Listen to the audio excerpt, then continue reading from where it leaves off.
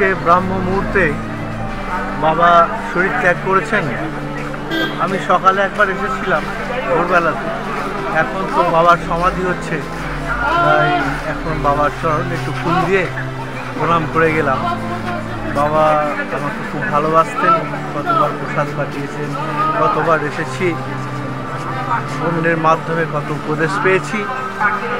তাই আজকে বাবার এই সমাধির দিনে কষ্ট হচ্ছে, কিন্তু এটা তো সমাজের নিয়ম, জগতের নিয়ম, যা আসা তো আছেই।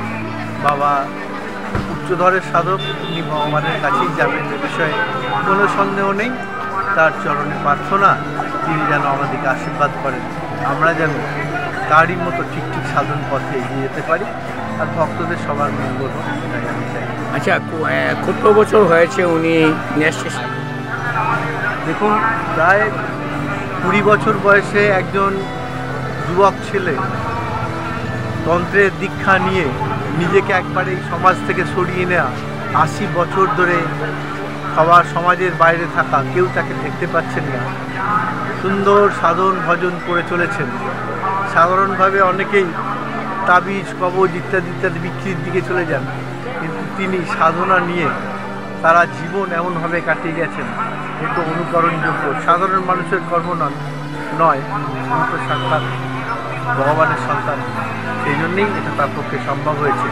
80 বছর ধরে এই লোকচক্ষুর অন্তরালের থেকে সাধন ভজন করে এই সমাজের জন্য কল্যাণ করা, কিন্তু সাধারণ মানুষের কর্ম নয়।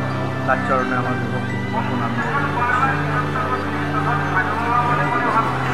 কি বলবো, উনাকে তো আমি ছোট থেকে, আমার 5-6 বছর থেকে উনাকে আমি দেখেছি আশ্রমে। তখন থেকেই তিনি মৌনব্রত অবলম্বন করেছিলেন, কথা বলতেন না। আর উনি যা আকার ইঙ্গিতে বা লিখে দিয়ে উনি সব কিছু করতেন। তারপর উনি তখন ব্রহ্মচারী ইয়াং ছিলেন, 70 বছর আগে। তো উনার বছর ধরে, ওনার নামটা কি? উনার নাম জিতেন্দ্রনাথ ব্রহ্মচারী চক্রবর্তী। আচ্ছা। তারপরে উনি ব্রহ্মচর্য নিলেন, সন্ন্যাসী বাবার সমানন্দ স্বামীর উনি দীক্ষিত। বাংলাদেশ থেকেই সন্ন্যাসী বাবা এখানে 1950 সালে অনুমান এসেছিলেন। তারপর সন্ন্যাসী বাবা সমানন্দ স্বামী এই আশ্রমে দেহত্যাগ করেন যোগাসনে বসে। তারপর উনি আশ্রমের ভার নেন। সমানন্দ বাবা যে উনি কবে মানে দেহত্যাগ করেছিলেন? 1950-তে, 1949 not 50. I cannot recollect exactly. 80. আর তারপর থেকে ওই জিতেন্দ্র সন্ন্যাসী বাবা আছেন। আচ্ছা আচ্ছা। তো এখন পরবর্তীতে কেউ হবার মতো যোগ্য কেউ আছে? ওইটা আমার জানা নাই। ওই সম্বন্ধে আমি এত এই মন্দিরে কি দীক্ষাও হয়? না, কোনো দীক্ষা নাই, কোনো দীক্ষা নেই, শুধু ভক্ত। মনের টানে যারা আছে তারাই এইখানেই ভাবে যে এখানেই ভগবান আছেন।